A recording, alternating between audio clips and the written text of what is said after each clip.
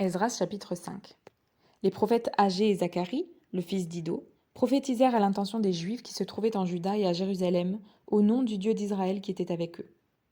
Alors Zorobabel, fils de Shealtiel, et Josué, fils de Jotsadak, se levèrent et commencèrent à reconstruire la maison de Dieu à Jérusalem.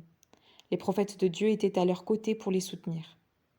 À la même époque, Tatnaï, qui était gouverneur de la région située à l'ouest de l'Euphrate, Shethar-Boznaï et leurs associés vinrent les trouver et leur demandèrent « Qui vous a donné l'autorisation de reconstruire ce temple et de relever ses murs ?»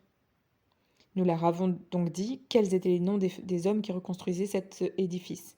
Cependant, Dieu veillait sur les anciens des Juifs, et on laissa continuer les travaux pendant l'envoi d'un rapport à Darius et jusqu'à la réception d'une lettre sur cette affaire.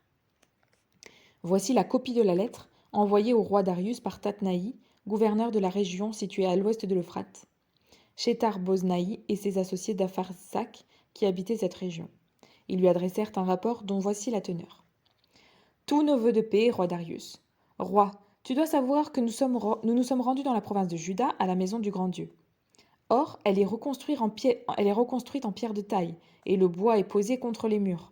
Ce travail est effectué avec soin et progresse rapidement entre leurs mains.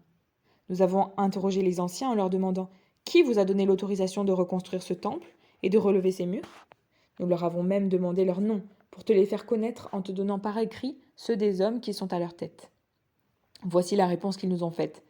Nous sommes les serviteurs du Dieu du ciel et de la terre, et nous reconstruisons le temple qui avait été construit il y a bien longtemps.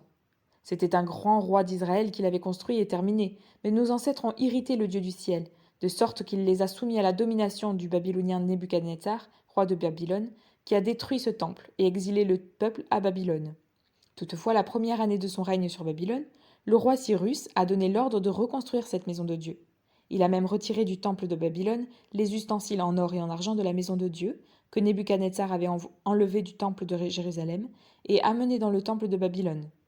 Il les a fait remettre au dénommé Sheshbatsar, qu'il a désigné gouverneur, et il lui a ordonné de prendre ces ustensiles, d'aller les déposer dans le temple de Jérusalem, et de reconstruire la maison de Dieu sur son emplacement. Ce Sheshbatsar est donc venu, il a posé les fondations de la maison de Dieu à Jérusalem, et depuis ce moment, jusqu'à maintenant, elle est en construction sans avoir encore été terminée. Maintenant, si le roi le juge bon, que l'on fasse des recherches dans le dépôt des trésors royaux à Babylone pour vérifier si le roi Cyrus a effectivement donné l'ordre de reconstruire cette maison de Dieu à Jérusalem.